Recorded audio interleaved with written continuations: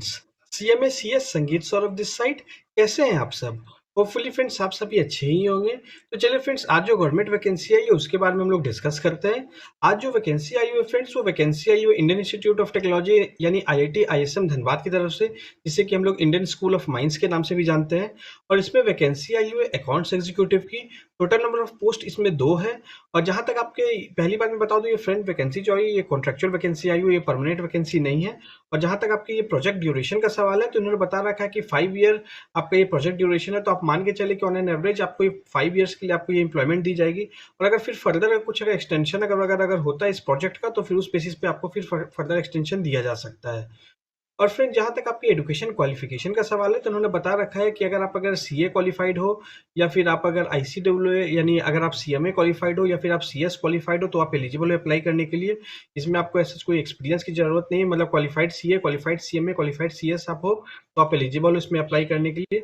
या फिर अगर आप क्वालिफाइड सीए, सीएमए या सीएस नहीं हो, लेकिन अगर आप सेमी क्वालिफाइड सीए हो, मतलब सीए इंटर पास अगर हो, और उसके साथ में अगर आपके पास अगर 4 ईयर्स का एक्सपीरियंस अगर है, in that case you are eligible to apply for it.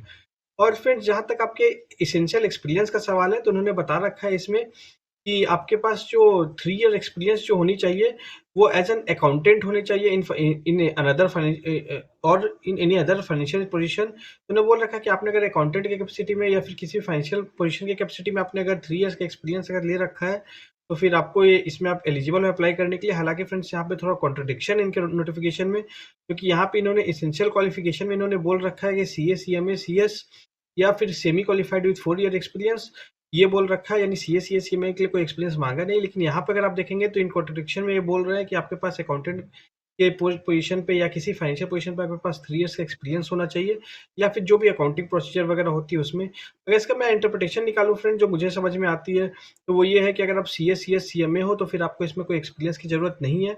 लेकिन अगर आप सेमी क्वालिफाइड सीए हो, इन दैट केस आपको 4 ईयर का एक्सपीरियंस आपको चाहिए होगा। और उस 4 ईयर एक्सपीरियंस में से कम 3 ईयर एक्सपीरियंस ऐसा होना चाहिए जो कि आपके पास फाइनेंशियल पोजीशन में, चाहे आपने अकाउंटेंट की कैपेसिटी में किया हो, या फिर अपने अकाउंट्स क्लर्क की कैपेसिटी में किया हो, या कहीं पे भी आपने अकाउंट्स डिपार्टमेंट में अगर डील किया, तो आपके 3 ईयर एक्सपीरियंस होना चाहिए। और 1 ईयर का एक्सपीरियंस एडिशनल जो वो किसी भी अदर डिपार्टमेंट में भी आपका हो सकता है। जो इंटरप्रिटेशन मुझे समझ में आ रही है इसमें से, क्योंकि बिल्कुल एम्बिग्विटी इनके नोटिफिकेशन में है। और जहाँ तक एज लिमिट का सवाल है, तो 50 ईयर्स इन्होंने बता रखा है कि इनकी अपर एज लिमिट है। इससे बिलो अगर आप हो तो आप अप्लाई कर सकते हो। जहाँ तक सैलरी का सवाल है, इन्होंने बोल रखा है ₹40,000 ₹50,000 पर month with 3 to 10% annual increment. और जहाँ तक last date of filing of application का सवाल है, इन्होंने बता रखा है 17 जून 2025 इनके last date of filing of application है। और जहाँ तक अप्लाई करने का सवाल है, इन्होंने बोल रखा है कि आपका जो सबसे रिसेंट जो आपका सीवी है, उस सीवी को मेल करना पड़ेगा। इन्होंने ईमेल आईडी जो दे रखा है texmin@iitISM.ac.in, तो इस ईमेल आईडी पे आपको मेल करना पड़ेगा। और जो सब्जेक्ट लाइन जो होगी, जो आप मेल करोगे, उसका सब्जेक्ट लाइन उन्होंने बता रखा है कि आपको स्पेसिफिक मेंशन करना पड़ेगा एप्लीकेशन मतलब पोजीशन ऑफ अकाउंट्स एग्जीक्यूटिव। और उन्होंने बोल रखा है कि आप जो जिस बेसिस पे आप अगर अपनी सीवी आप अपलोड करोगे, उस बेसिस पे फिर वे लोग शॉर्टलिस्टिंग करेंगे for the purpose of interview. फिर वे लोग जो शॉर्टलिस्टेड कैंडिडेट है उसके वे लोग इंटरव्यू कंडक्ट करेंगे, और उस बेसिस पे फिर आपका फाइनल सिलेक्शन इसमें किया जाएगा। तो फ्रेंड्स, अब ये क्वेश्चन राइज होती है, हम इसमें अप्लाई करनी चाहिए कि नहीं करनी चाहिए।